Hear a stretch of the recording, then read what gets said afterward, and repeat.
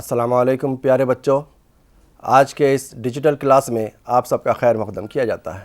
بچوں، انسان اپنی ابتدائی زندگی سے یہ سوچتا آ رہا ہے کہ اس کو کس نے بنایا، یہ جو اطراف و اکناف پائے جانے والے نظارے ہیں اور یہ جو کائنات ہے، کیا اس کا وجود ایسے ہی عمل میں آ گیا؟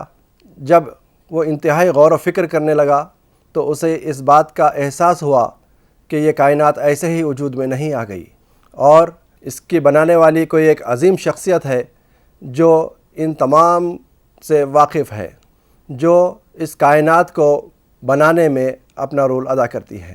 مختلف مواقع پر مختلف بڑی بڑی شخصیتوں نے اپنے اپنے طور پر انسان کو سمجھانے کی کوشش کی کہ یہ کائنات کا بنانے والا، انسان کو بنانے والا ایک خدا ہے جو بہت ہی بزرگ و برتر ہے، اور سارے کائنات اسی کے تحت چلتی ہے۔ مختلف زمانے میں مختلف شخصیتوں نے اپنے اپنے انداز سے اس کو سمجھانے کی کوشش کی۔ کئی لوگوں نے خدا کے اس پیغام کو اپنے گیتوں کے ذریعے سے سمجھایا، کئی لوگوں نے کائنات کے مختلف حرکات و سکنات کو اور کئی امور کو بتاتے ہوئے یہ سمجھایا کہ اس کائنات کا چلانے والا ایک رب ہے، اور وہی رب سب سے محبت رکھتا ہے، اور ہمیں چاہیے کہ اس خدائے بزرگ و برتر کے طرف توجہ دیں۔ مسلمانوں کو بھی یہی پیغام ملا ہے انبیاء علیہ السلام سے اور رسولوں سے کہ اس کائنات کو بنانے والا اللہ تعالیٰ ہے، اور وہ سب سے محبت رکھتا ہے۔ ہمیں بھی اس کے بتائے ہوئے احکام پر چلنا چاہیے۔ بہرحال ہر مذہب میں یہ بات مشترکہ ہے کہ اس کائنات کو کسی ایک عظیم شخصیت نے بنایا ہے۔ آج ہم پڑھیں گے خدا کے لیے انہماک اور محبت۔ انہماک کہیں گے غور و فکر کرنا، توجہ دینا، اور محبت یعنی لگاؤ، اس رب کائنات سے محبت جو ہمیں بنایا ہے۔ پچھلے سبق میں ہم عہد قدیم میں بر صغیر ہند میں رہنے والے باشندوں کے مختلف عقیدوں اور روایتوں اور رسومات کے متعلق پڑھ چکے ہیں۔ موریہ دور اور اس کے بعد بر صغیر ہند کے مختلف مقامات پر رہنے والے لوگوں کی مذہبی زندگیوں میں تیزی سے تبدیلی پیدا ہونے لگی۔ یہ وہ وقت تھا جب تاجر، شکاری اور دہقانی کمیونٹیوں سے روابط پیدا کر رہے تھے، اور سلطنتیں تمام طبقات پر بالادستی حاصل کرنے کی کوشش کر رہی تھیں۔ اس وقت برہمن ویدوں پر عمل پیرا تھے۔ آپ پچھلی جماعتوں میں پڑھ چکے ہیں کہ ہندوستان کے مختلف ساحلوں پر تجارتی قافلے آیا جایا کرتے تھے، خاص طور پر مغربی ساحل پر۔ ان تاجروں کے ذریعے سے یہاں کے دہقان یعنی گاؤں کے رہنے والے اور یہاں کے مقامی تاجر اور دیگر کمیونٹی والے ان سے رابطے میں آئے، اور آپسی خیالات کا تبادلہ ہوا۔ بدھ مت اور جین مت سارے ملک میں پھیل چکے تھے، ان کمیونٹیوں سے رابطہ قائم کر رہے تھے۔ برہمنوں نے مختلف علاقوں میں آشرم قائم کیے، قربانیاں انجام دیں اور مذہبی مباحثوں کا اہتمام کیا۔ آپ لوگ یہ جان کر تعجب کریں گے کہ پہلے ابتدا میں برہمنوں نے بھی آشرم قائم کیے اور قربانیاں دیں، لیکن بعد میں اس کو ترک کیا گیا، اس کے بارے میں آگے پڑھیں گے۔ سرامانوں نے بھی وہارا، خانقاہیں اور اسٹوپا بنائے۔ گوتم بدھ اور مہاویر کی تعلیمات کی تلقین کی گئی۔ اس وقت برہمنوں اور سرامانوں نے لوگوں کے مذہب کے بہت سے خصوصیات اپنائیں۔ اب ہم پڑھیں گے ہندو مذہب کے بارے میں۔ موجودہ دور میں ہندو مذہب دنیا کے بڑے مذاہب میں سے ایک ہے۔ یہ تمام لوگوں کے درمیان امن، بقائے باہم اور فطری دنیا جو ہمارے اطراف ہے، اس سے مطابقت کے اصولوں کی تاکید کرتے ہوئے سروے جنا سکھی نو بھونتو، لوکا سمستا سکھی نو بھونتو کے اصولوں پر یقین رکھتے ہیں۔ ہندو مذہب پر ایک طرز زندگی کی طرح عمل کیا جاتا ہے، نہ کہ کوئی غیر لچکدار عقائد اور اصولوں کے مجموعے کی طرح۔ البتہ اکثر ہندو ویدوں کو مستند مانتے ہیں۔ اس میں ہزار سالوں میں یعنی ویدک دور سے لے کر ہمارے دور تک فروغ ہوتا رہا۔ ان سالوں میں کئی سنتوں اور مفکروں کی تعلیمات کو اس میں شامل کیا گیا۔ در حقیقت ہندو کی اصطلاح کا استعمال 1000 عیسوی کے بعد ہوا۔ اس سے قبل ہندوؤں کو ویدا یا ویدکا کے متبع کہا جاتا تھا۔ ہندو مذہب کافی قدیم مذہب مانا جاتا ہے۔ لیکن اس وقت اس کا نام کچھ اور تھا۔ یہ نام جو ہندو ہے وہ کم از کم 1000 سال پہلے دیا گیا۔ یہ مذہب مختلف رسومات کا مجموعہ ہے، اس میں کئی تبدیلیاں آتی رہیں۔ ابتدا میں ہندو مذہب کے ماننے والے صرف 4 وید کے ماننے والوں کو ہی ہندو کہا جاتا تھا، لیکن اس میں مفکرین نے مختلف اپنے اپنے خیالات کو شامل کیا اور ایک ایسا مذہب وجود میں آیا جو لچکدار ہے، جو مختلف مواقع پر اپنے اندر تبدیلی لانے کی صلاحیت رکھتا ہے۔ دریائے سندھ کے آس پاس رہنے والوں کو مغربی مفکرین سندھ کے رہنے والوں کے نام سے جانتے تھے اور وہ بدلتے بدلتے لفظ ہندو ہو گیا۔ اس طرح ہم پڑھیں گے کہ اس کے اندر مختلف عقائد کیا ہیں۔ دراصل ہمیں دیگر مذاہب کو سمجھنے کی ضرورت کیا ہے۔ ہم ہندوستان میں رہتے ہیں، یہاں پر کئی قسم کے مذاہب اور ذاتیں پائی جاتی ہیں۔ ہمیں آپس میں ایک دوسرے کو سمجھنا ضروری ہے، اس لیے کہ ہمیں آپس میں محبت سے رہنا اور اس ملک کو ترقی دینا ضروری ہے۔ جب ہم دیگر اقوام کی تعلیمات پر غور کریں گے تو ہمیں پتہ چلے گا کہ ان کے اندر بھی کئی چیزیں ہیں جو ہم سے مشترکہ مماثلت بھی رکھتی ہیں، تاکہ ہم آپس میں مل کر ہمارے ملک کو، ہمارے دیش کو طاقتور بنا سکیں اور ماضی میں جو غلطیاں ہو چکی تھیں ان کو نہ دہرائیں۔ ہندو دراصل 4 وید کو ماننے والوں کو کہا جاتا تھا اور اس کے اندر دھیرے دھیرے تبدیلیاں آئیں۔ یہ وید بہت قدیم زمانے میں لکھے ہوئے تھے۔ آپ کو یاد ہوگا کہ بدھ مت، جین مت یا اپنشد کے مفکرین نجات یا موکشا کے لیے کسی بھی خدا کی پرستش پر زور نہیں دیتے تھے۔ انہوں نے غور و فکر، ترک خواہشات، تزکیہ نفس کے ذریعے اپنی ذات کی تطہیر کی تلقین کی۔ بھگوتاؤں کا ایقان تھا کہ وشنو سے بے پناہ چاہت اور پرستش ہی سے ہمیں مسائل سے چھٹکارا مل سکتا ہے، اسی سے نجات حاصل ہو سکتی ہے۔ ان کا خیال تھا کہ قربانیوں، یگنا یا برہمنوں وغیرہ کو خیرات دینا یا ویدوں کا پڑھنا ضروری نہیں ہے۔ انہوں نے مندر تعمیر کیے اور کرشن کے مجسموں کی پرستش کی۔ ماہرین آثار قدیمہ نے 2000 سال قبل بنائے گئے ابتدائی مندروں کے باقیات دریافت کیے جو مدھیہ پردیش میں بھی ویدیشا میں پائے گئے۔ قصہ گو، آپ اپنے بزرگوں سے کہانیوں کو سننے میں لطف اندوز ہوتے ہوں گے، اسی طرح مذہبی قصہ گو یا کٹ پتلی کا مظاہرہ کرنے والوں سے بھی لطف اٹھاتے ہوں گے۔ قدیم زمانے کے لوگ بھی کہانیاں شوق سے سنا کرتے تھے۔ ان دنوں شاعر اور مذہبی قصہ گو ہری کتھا مختلف دیوی دیوتاؤں جیسے شیوا، وشنو، درگا یا رامائن اور مہابھارت سے کہانیاں سناتے ہوئے گھوما کرتے تھے۔ گوتم بدھ کے متعلق بھی کہانیاں سنائی جاتی تھیں۔ لوگوں کی ایک بڑی تعداد انہیں سماعت کرنے جمع ہو جاتی تھی۔ یہ قصہ گو حضرات اپنے بزرگوں سے سنی ہوئی کہانیاں سنایا کرتے تھے۔ قدیم زمانے کے جو لوگ تھے وہ اپنے مذہب کی باتوں کو پہنچانے کے لیے انہوں نے قصہ کہانیوں کا سہارا لیا۔ بعض لوگوں نے میوزک کا سہارا لیا، نظموں کا سہارا لیا، اور بعض لوگوں نے کٹ پتلیوں کے ذریعے سے یا ڈرامے کے ذریعے سے اپنے مذہب کی بات دیگر لوگوں تک پہنچانے میں مدد لی۔ آپ لوگ بھی کبھی اپنے گاؤں میں، اپنے محلے میں مذہبی ڈرامے ان کو دیکھ چکے ہوں گے۔ یہ ایک ذریعہ تھا پرلطف انداز میں اپنی بات کو پہنچانے کا، اور اس ذریعے سے انہوں نے اپنے تعلیمات کو عام کیا۔ خدائے برتر سے محبت، بھکتی تحریک۔ تامل ناڈو میں 550 عیسوی کے عہد میں خدا سے شیفتگی کے متعلق ایک نئی تحریک کا آغاز ہوا۔ اس تحریک کے ماننے والے وشنو اور شیوا کے پیرو تھے۔ ان کا تفصیلی رسومات جیسے یگنا، جانوروں کی قربانی پر ایقان نہیں تھا۔ انہوں نے بدھ مت اور جین مت جیسے مذاہب کی سخت مخالفت کی، کیونکہ وہ کسی بھی خدا کو نہیں مانتے تھے۔ اس کے بجائے وہ شیوا یا وشنو سے بے پناہ محبت کرتے تھے، اس سے ملنے کی خواہش رکھتے۔ وہ نجات کا راستہ تھا۔ وہ مسائل کے حل کے لیے یا دولت و اقتدار کے حصول کے مقصد سے عبادت نہیں کرتے تھے۔ وہ خدا سے ملاقات یا اس کے دیدار کے طلبگار تھے۔ ان کا خیال تھا کہ ہر فرد بلا لحاظ ذات یا کمیونٹی خدا سے محبت کر سکتا ہے۔ تمام چاہنے والے مل کر خدا کے لیے محبت بھرے نغمے الاپتے ہیں اور خوشی سے ناچتے ہیں۔ 550 عیسوی میں بھکتی تحریک کا آغاز ہوا۔ اس میں وشنو اور شیوا کو مانتے تھے، اور انہوں نے بدھ مت اور جین مت کی مخالفت کی، کیونکہ بدھ مت اور جین مت میں خدا کو اس طرح نہیں مانا جاتا تھا جس طرح کے یہ لوگ چاہتے تھے۔ خدا سے محبت اور اس سے انہماک کا ان کا اپنا نظریہ تھا۔ اب ہم پڑھیں گے عیسائیت کے بارے میں، کرسچینٹی۔ لوگ برصغیر ہند میں ایک برتر خدا کی عبادت کرنے لگے اور نجات کے لیے خدا سے محبت اور وابستگی ضروری ہے۔ دنیا کے دوسرے حصوں کے لوگ بھی اسی طرح کے تصورات پر عمل پیرا ہونے لگے۔ مشرق وسطیٰ میں وہ علاقے جسے اسرائیل اور فلسطین کہا جاتا ہے، ایک نئے مذہب عیسائیت کو فروغ حاصل ہونے لگا۔ اس کے بانی حضرت عیسیٰ مسیح تھے۔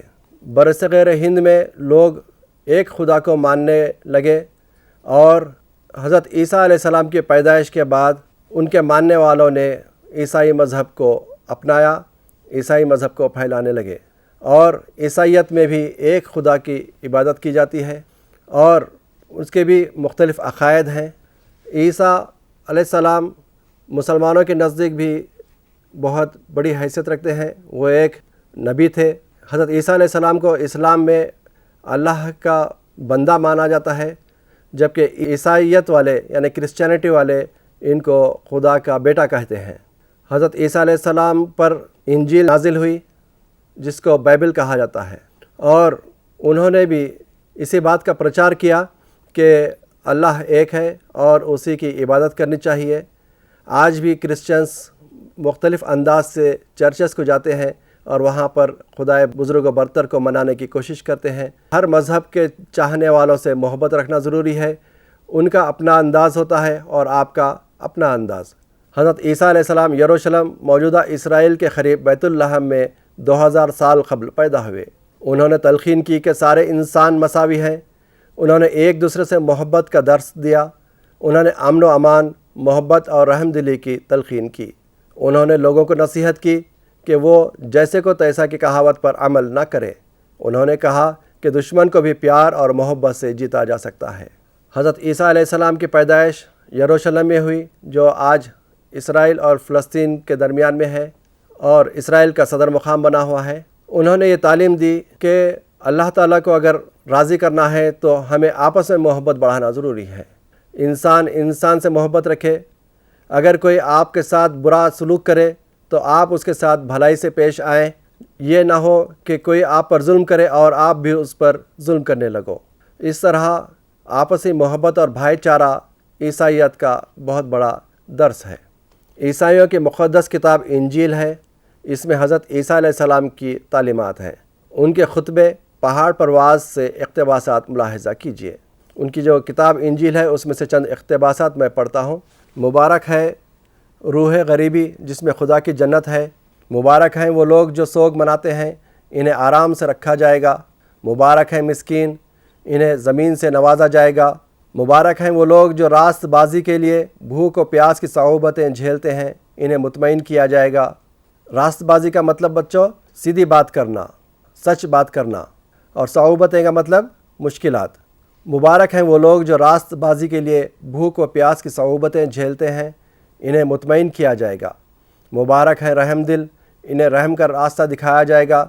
مبارک ہیں صاف دل والے، وہ خدا کے دیدار کریں گے۔ مبارک ہے امن کی راہ ہموار کرنے والے، انہیں خدا کے بچوں سے موسوم کیا جائے گا۔ مبارک ہیں وہ جو حق کے لیے ستائے جاتے ہیں، ان کے لیے آسمانوں کی سلطنت ہے۔ انجیل مقدس کے چند جملوں کو میں نے آپ کو سنایا۔ اس میں یہ بتایا گیا ہے کہ وہ لوگ مبارک ہیں جو مشکلات کو بھی برداشت کرتے ہوئے خدا سے محبت کرتے ہیں، خدا کے بندوں سے محبت کرتے ہیں۔ جو لوگ غریب ہیں یہاں پر غریب ہوں گے، لیکن خدا کے نزدیک ان کا بڑا مرتبہ ہے اور ان کا اجر خدا کے پاس دیا جائے گا۔ اپنے دشمنوں سے محبت کرو، جو تمہیں ستاتے ہیں ان کے لیے دعا کرو، تم آسمانی باپ کے بچے ہو۔ تو بچوں اس میں اپنے دشمنوں سے محبت کرو کا مطلب جو آپ سے دشمنی کر رہے ہیں ان سے بھی محبت کرو، جو تمہیں ستاتے ہیں ان کے لیے دعا کرو۔ تم آسمانی باپ کے بچے ہو، وہ سورج کو نیک و بد دونوں پر طلوع کرتا ہے اور بارش عادل و غیر عادل دونوں پر برساتا ہے۔ بچوں اس مرحلے پر میں یہ کہنا چاہوں گا، عیسائی جو ہیں عیسیٰ علیہ السلام کو خدا کا بیٹا تصور کرتے ہیں اور اسی لحاظ سے یہ ترجمہ کیا گیا ہے، اور آپ جو بھی مانتے ہیں وہ آپ کے لحاظ سے ہے۔ یعنی آپ ان کو پیغمبر مانیں، اور ان کے تعلیمات اہمیت رکھتے ہیں۔ ان کے تعلیم میں یہ ہے کہ خدائے بزرگ و برتر کی خاطر اپنے دشمنوں کو بھی معاف کر دو، ان سے دشمنی اور ان سے بدلہ لینے کی فکر تمہیں خدا سے دور کرنے لگے گی۔ اور وہ لوگ قابل مبارکباد ہیں جو خدا سے محبت کے لیے اپنے اوپر مشکلات بھی جھیلتے ہیں۔ اب ہم اسلام کے بارے میں پڑھیں گے۔ ہندوستان میں اپار اور دیگر سنت کے زمانے میں عربستان میں ایک نئے مذہب کا آغاز ہوا جس میں ایک خدا کی عبادت پر زور دیا گیا۔ وہ نیا مذہب اسلام تھا، اسے پیغمبر اسلام حضرت محمد صلی اللہ علیہ وسلم نے روشناس کیا تھا۔ قدیم زمانے میں جب کہ ہندوستان سے عربوں کی تجارت تھی، اس وقت یہاں پر پتہ چلا کہ عرب میں ایک نیا مذہب کا آغاز ہوا ہے۔ اس نئے مذہب کے پیغمبر حضرت محمد صلی اللہ علیہ وسلم تھے، اور اسلام کے ماننے والے، اسلامی تعلیمات پر چلنے والے اس بات پر یقین رکھتے ہیں کہ آخری پیغمبر محمد صلی اللہ علیہ وسلم تھے اور پہلے پیغمبر حضرت آدم علیہ السلام تھے، اور درمیان میں کئی پیغمبر آئے، انبیاء علیہ السلام آئے اور انہوں نے تعلیمات دیں۔ سب کی یہی تعلیم تھی کہ اللہ ایک ہے اور اسی کے ساتھ اپنا رابطہ رکھنا چاہیے۔ اللہ ایک ہے اور اسی کی بندگی کرنا ضروری ہے۔ ہندوستان میں 629 عیسوی میں ایک مسجد تعمیر کی گئی تھی، وہ ہندوستان کی سب سے پہلی مسجد کہلاتی ہے۔ یہ کیرلا میں واقع ہے۔ اس کی تصویر آپ دیکھ سکتے ہیں، یہ ہے مسجد چیرمن۔ یہ قدیم تصویر ہے اور اس کو کچھ تبدیلی لا کر اس شکل میں لایا گیا ہے۔ یہ ہے مسجد چیرمن، کیرلا میں، یہ سن 629 عیسوی میں تعمیر کی گئی تھی۔ اس وقت یہاں پر رسول اللہ صلی اللہ علیہ وسلم کے صحابی تشریف لائے تھے اور انہوں نے اسلام کا تعارف کرایا۔ حضرت محمد صلی اللہ علیہ وسلم عربستان کے شہر مکہ معظمہ میں 570 عیسوی میں پیدا ہوئے۔ آپ نے کہا کہ خدا صرف ایک ہے، سارے انسان اس کی مخلوق ہیں۔ جس طرح تمام بچے والدین کی نگاہوں میں مساوی رہتے ہیں، اسی طرح سارے انسان خدا کے آگے مساوی درجہ رکھتے ہیں۔ آپ نے انسانیت کا درس دیا، یہ کہا کہ سارے انسان اللہ کے نزدیک مساوی ہیں اور یہ سب آدم علیہ السلام کی اولاد ہیں، سب درجے میں آپس میں برابر ہیں، صرف وہی درجے میں آگے ہیں جو متقی اور پرہیزگار ہیں، جو برائیوں سے روکتے ہیں اور بھلائیوں کی تلقین کرتے ہیں، وہی اپنا درجہ بلند رکھتے ہیں۔ نہ کوئی ذات کسی ذات سے چھوٹی یا بڑی ہے، بلکہ تمام ذاتیں آپس میں مساوی ہیں۔ سارے انسان آدم علیہ السلام کی اولاد ہونے کی وجہ سے یکساں درجہ رکھتے ہیں۔ خدا یا اللہ کی کوئی شکل نہیں ہے، اس لیے بتوں کی پرستش کرنا گناہ ہے۔ انہوں نے کہا کہ سارے انسان ایک دوسرے کے بھائی ہیں۔ انہوں نے ساری انسانیت کے لیے محبت، صلہ رحمی پر زور دیا۔ حضرت محمد صلی اللہ علیہ وسلم اللہ کے رسول ہیں۔ اللہ تعالیٰ کے احکامات قرآن شریف میں ہیں۔ قرآن مجید اسلام کی مقدس کتاب ہے۔ قرآن شریف کی چند ایک آیتیں پڑھیے اور ترجمے سے قرآن شریف کو پڑھنے کی کوشش کیجیے۔ صرف آپ کو سمجھانے کے لیے دو یہاں پر سورے پیش کیے جا رہے ہیں۔ پہلا ہے سورہ فاتحہ۔ بسم اللہ الرحمن الرحیم۔ الحمد للہ رب العالمین الرحمن الرحیم مالک یوم الدین ایاک نعبد و ایاک نستعین اہدنا الصراط المستقیم صراط الذین انعمت علیہم غیر المغضوب علیہم ولا الضالین آمین۔ اللہ کے نام سے شروع جو نہایت مہربان رحم فرمانے والا ہے۔ یہ سورہ فاتحہ کا ترجمہ شروع ہو رہا ہے۔ سب تعریفیں اللہ ہی کے لیے ہیں جو تمام جہانوں کی پرورش کرنے والا ہے، نہایت مہربان، بہت رحم فرمانے والا ہے، روز جزا کا مالک ہے۔ اے اللہ، ہم تیری ہی عبادت کرتے ہیں اور ہم تجھ ہی سے مدد چاہتے ہیں۔ ہمیں سیدھا راستہ دکھا، ان لوگوں کا راستہ جن پر تو نے انعام فرمایا، ان لوگوں کا نہیں جن پر غضب کیا گیا ہے، اور نہ ہی گمراہوں کا۔ آمین۔ یہ سورہ فاتحہ کا ترجمہ ہے جس کو آپ ہر نماز میں، ہر رکعت میں پڑھتے ہیں۔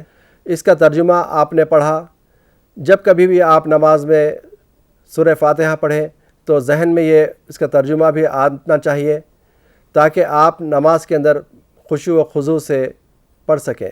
اس میں یہی بتایا گیا ہے کہ پہلے اللہ تعالیٰ کی تعریف کی گئی ہے، اس بات پر عقیدے کا اظہار کیا گیا ہے کہ اس دو جہاں کا مالک اللہ تعالیٰ ہے، قیامت کے روز کا مالک اللہ تعالیٰ ہے، اور ہم تیری ہی عبادت کرتے ہیں اور تجھی سے مدد مانگتے ہیں۔ اور کیا مدد مانگ رہے ہیں؟ سب سے اہم مدد جو مانگی جا رہی ہے کہ اے اللہ ہمیں سیدھا راستہ دکھا، ایسا راستہ جس پر چلنے کے بعد ہمیں انعام و اکرام ملے، ایسے لوگوں کا راستہ جن پر تیرا انعام و اکرام ہوا، اور ایسے لوگوں کا راستہ نہیں جو گمراہ ہوئے یعنی راستے سے بھٹک گئے۔ بچوں، ایک اور سورہ کا ترجمہ اور اس کا عبارت بھی پیش کی جا رہی ہے۔ یہ سورہ اخلاص ہے جس کو آپ اکثر نمازوں میں پڑھا کرتے ہیں۔ بسم اللہ الرحمن الرحیم، قل هو اللہ احد۔ اس کا ترجمہ ہے، اے نبی مکرم صلی اللہ علیہ وسلم آپ فرما دیجئے وہ اللہ ہے جو یکتا ہے، اللہ الصمد، اللہ سب سے بے نیاز، سب کی پناہ اور سب پر فائق ہے، لم یلد ولم یولد، نہ اس سے کوئی پیدا ہوا ہے اور نہ ہی وہ پیدا کیا گیا ہے، ولم یکن لہ کفوا احد، اور نہ ہی اس کا کوئی ہمسر ہے۔ اس کا مطلب بھی میں سمجھا دوں بچوں کہ کہہ دو کہ اللہ ایک ہے اور وہ سب سے بے نیاز ہے اور سب کو پناہ دینے پر وہ فائق ہے اور سب سے برتر ہے۔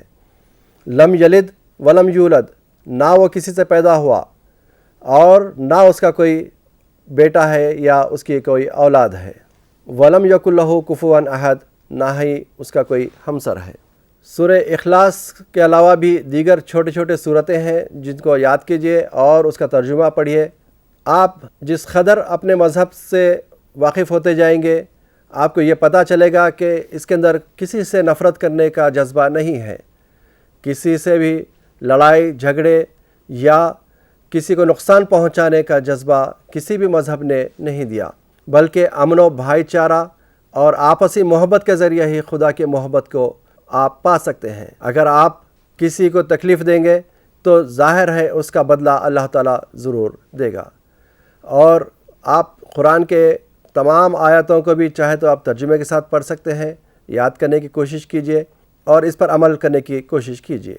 اس کے علاوہ اسلام کا تعارف عرب اور ترک فاتحین کے ذریعے بھی ہوا جو اسلام قبول کر چکے تھے۔ مسلم علماء اور اولیاء تاجروں اور بادشاہوں کے ساتھ آئے اور ہندوستان کے مختلف علاقوں میں سکونت پذیر ہو گئے۔ جیسے میں نے اس سے پہلے کہا تھا کہ تجارت کے لیے عرب ممالک سے اور یورپی ممالک سے ہندوستان کو کئی تاجر آیا کرتے تھے۔ جن تاجروں نے عرب ممالک سے یہاں پر اپنی تجارت کی ان کے ذریعے سے اسلام کا پیغام یہاں پر ہندوستان میں پھیلا، اور اس کے علاوہ دیگر ذرائع سے بھی اسلام یہاں پر پھیلا، جیسے صوفیاء کرام اور بڑے بڑے بزرگ انہوں نے امن کا پیغام یہاں پر پیش کیا تو کئی لوگ ان کے تعلیمات سے متاثر ہوئے اور انہوں نے اسلام کی طرف رغبت ظاہر کی۔ انہوں نے وحدانیت کی تعلیم دی جس میں خدائے برتر و بزرگ کی عبادت کی تلقین کی گئی اور اس خدا کے آگے سارے انسان مساوی ہیں۔ عربستان کے تاجروں نے ہندوستان میں اسلام کو متعارف کیا، وہ ہندوستان کی بندرگاہوں میں آیا جایا کرتے تھے۔ کہا جاتا ہے کہ صحابی رسول حضرت مالک بن دینار رضی اللہ تعالیٰ عنہ ہندوستان تشریف لائے تھے اور انہوں نے اسلام کی تبلیغ کی۔ آپ کو اس سے پہلے ایک صحابی کا ذکر کیا تھا کہ وہ ہندوستان تشریف لائے تھے، ان کا نام ہے مالک بن دینار۔ صحابی رسول کس کو کہیں گے بچوں؟ جنہوں نے نبی کریم صلی اللہ علیہ وسلم کو حالت ایمان میں دیکھا ہے ان کو کہیں گے صحابی رسول۔ تو کئی صحابہ تھے، ان میں سے کئی نے مختلف ممالک کا سفر کیا، انہی میں سے ایک مالک بن دینار رضی اللہ تعالیٰ عنہ ہندوستان تشریف لائے اور انہوں نے اسلام پیش کیا، اور ان کے علاوہ کئی تاجروں نے، صوفیاء کرام نے اور دیگر بزرگوں نے ان تاجروں کے ساتھ ہندوستان کا سفر کیا اور ہندوستان میں اس طرح اسلام کا تعارف ہوا۔ ایک برتر خدا پر ایخان، کیا آپ نے ان مشترکہ تصورات پر غور کیا ہے جو عیسائیوں اور مسلمانوں میں پیدا ہو رہے ہیں؟ وہ سب ایک برتر خدا کے وجود کو مانتے ہیں، اس کی عبادت کی ضرورت پر زور دیتے ہیں، وہ مساوات، محبت اور بلا لحاظ دولت، تعلیم اور سماجی مرتبے کے سارے انسانوں کے احترام پر یقین کرتے ہیں۔ ان خیالات کا عوام کی ایک بڑی تعداد نے تسلیم کیا ہے۔ بادشاہوں اور حکمرانوں نے بھی ان تصورات کو اپنایا اور اپنی رعایا کو ان مذاہب پر عمل کرنے کی ترغیب دی۔ انہوں نے وسیع و عریض مندر، کلیسائیں اور مسجدیں تعمیر کروائیں جس میں لوگ عبادت کرتے ہیں۔ بچوں، آپ نے عیسائیت اور اسلام میں ایک بات مشترک دیکھی کہ اس میں ایک خدائے واحد بزرگ و برتر کی عبادت پر تلقین کی جاتی ہے۔ یہ ایک خدا کی عبادت اور لوگوں سے محبت کا جذبہ تھا جس کی وجہ سے یہاں کے لوگ متاثر ہوئے اور یہاں کے بادشاہوں نے بھی اسلام قبول کر لیا اور بعض نے کرسچینٹی کو قبول کیا۔ اس طرح یہ مذاہب یہاں پر پھیلتے گئے۔ لیکن یاد رکھیے کہ ایک مشترکہ بات تمام مذاہب میں یہ ہے کہ آپس میں محبت رکھنا چاہیے۔ انسان کی سیوا یعنی انسان کی خدمت کرنا، کسی کی بھلائی کرنا، کسی کے ساتھ اچھا سلوک کرنا، یہ خدا کے نزدیک بہت درجہ رکھتا ہے۔ مورخین نے سمجھنے کی کوشش کی کہ اس دور میں نئے خیالات کا کیوں اور کیسے وجود ہوا اور وہ کیوں لوگوں میں مقبول ہوئے۔ وہ محسوس کرتے ہیں کہ جیسے قبیلہ اور چھوٹی سلطنتیں بڑی سلطنتوں میں ضم ہو گئیں، اسی طرح لوگ بھی خدا کے تصور سے متاثر ہوتے رہے۔ وہ کسی قبیلے، ذات پات اور چھوٹی سلطنت کے زیر نگی رہے۔ بادشاہوں اور شہنشاہوں نے ایسے خیالات کی حوصلہ افزائی کی۔ انہوں نے خود کو برتر خدا کے نمائندوں کی حیثیت سے پیش کیا، اس طرح اپنی رعایا کی تائید حاصل کرنے کی کوشش کی۔ بادشاہوں نے بھی مذہب کو اپنایا اور وہ اپنے آپ کو اللہ تعالیٰ خدائے بزرگ و برتر کے نمائندے کے طور پر پیش کیا کرتے تھے۔ مورخین نے بھی محسوس کیا کہ امیر و غریب اور طاقتوروں اور کمزوروں کے درمیان اختلافات بڑھتا رہا۔ کئی لوگ اس بڑھتی ہوئی عدم مساوات اور غریبوں اور کمزوروں پر ظلم و زیادتی سے ناخوش تھے۔ شاید اسی لیے انہوں نے خدائے برتر پر ایمان لانے کی تلقین کرتے ہوئے تمام انسانوں کے درمیان مساوات لانے کی کوشش کی۔ اسی کے ساتھ ہمیں یہ بات بھی یاد رکھنی چاہیے کہ لوگوں کی بڑی تعداد جو ان نئے خیالات سے اتفاق نہیں رکھتی تھی، اپنے قدیم مذہبی روایات پر ہی کاربند رہی۔ در حقیقت بعض لوگ ایسے بھی ہوتے ہیں جو خدا کی موجودگی کے قائل ہی نہیں ہوتے۔ تو بچوں، آپ نے آج کے اس سبق میں پڑھا، سمجھا کہ لوگ کس طرح ایک دوسرے سے متاثر ہوتے ہیں۔ اچھائی کی جانب راغب ہونے کا جذبہ انسان کے اندر موجود ہے۔ اسی بنا پر انہوں نے مذہب کو اپنایا۔ جو مذہب جس کو پسند آیا انہوں نے اس مذہب کو اختیار کیا۔ لیکن تمام مذاہب میں جیسے میں نے کہا ہے، ایک بات یکساں ہے کہ وہ آپس میں محبت سکھاتا ہے اور ایک دوسرے سے محبت کرنے کا جذبہ اور وطن سے محبت، یہی ایک جذبہ ہے جو ہمیں آپس میں جڑائے ہوئے ہے۔ علامہ اقبال نے کہا تھا، مذہب نہیں سکھاتا آپس میں بیر رکھنا، ہندی ہے ہم وطن ہے ہندوستان ہمارا۔ تو بچوں، میں امید کرتا ہوں کہ آپ نے اس سبق سے بہت کچھ سیکھا ہوگا۔ آج کا یہ سبق ہم یہیں ختم کرتے ہیں۔ انشاءاللہ پھر ملاقات ہوگی نئے لیسن کے ساتھ۔ تب تک کے لیے اپنا خیال رکھیے، اپنے والدین کا خیال رکھیے۔ اللہ حافظ۔